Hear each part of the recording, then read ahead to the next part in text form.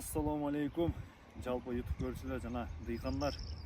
Туугандар, мынакей бүгүн 24-жылдын 16-июнү. Кудай кааласа бүгүн баарыңыздардын Курбан айт майрамыңыздар менен.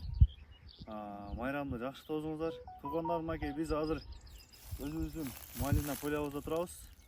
Сорт Маргарита сорту.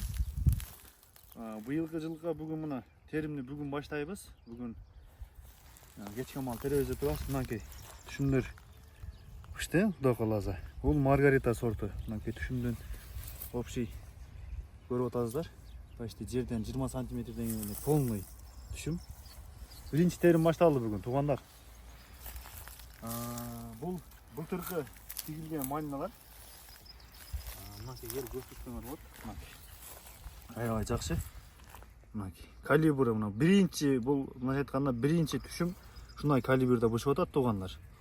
Бул аябай жакшы. Али бул мындай айтканда былтыркы стволдордон булар. Эски стволдон берген түшүм. Бул Маргарита 2 түшүм берет, туугандар. Айта кетчүмне, бул жакшы жактары, бул аябай ширин болот, туугандар. Полька, Палана сортторунан караганда бул ширин келет. Бул Марайлан эле мындай айтканда орусча айтканда сестренкасы деп орустар аташып коет. Бул Марайландан кийинки чыккан бул Маргарита сорту, туугандар. Бул деле Американ селекционерлери ойлоп чыккан сорт. Азыр ушуну ойлоп чыккан фирмадан азыр могу мөмө ассоциациясы алып келген адис именно ушул сортторду селекционерлер чыгарган да. Жакшы, мынакей биздин азыр климат, биз азыр Аксы району Жергетал айылына турабыз. Абдан жакшы. Бизде өтө ысык эмес, өтө салкын эмес. Азыр погода аябай жакшы болуп атат. Именно ягодага.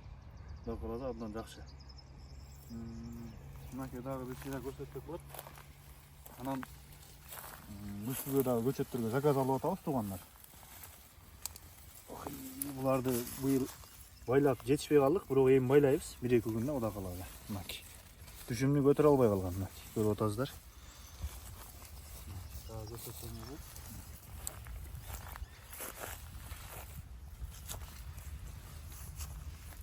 Жакшы. Негизи өзү малина биринчи жылы дагы эмес, экинчи жылы бир 80% өзүн көрсөтөт, үчүнчү жылы бул өзүнүн 100% жанагы көрсөтөт да, потенциалынчы. Шу, туугандар, абдан жакшы. Мына жактан тартсак.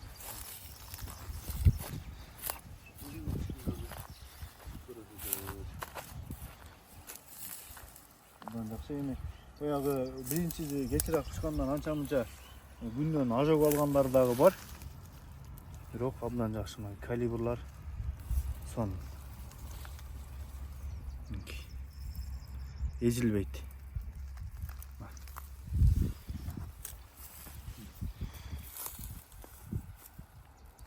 Булар ошол транспортабелдүү жагынан эң мыкты, эң сапаттуу сорт да. Муну мындай айтканда Россия, Казакстан коркпой эле жүктөп экспорт кылса болот. Жана баарыңарга ассаламу алейкум. Курбан айтты жакшы тоозуңуздар.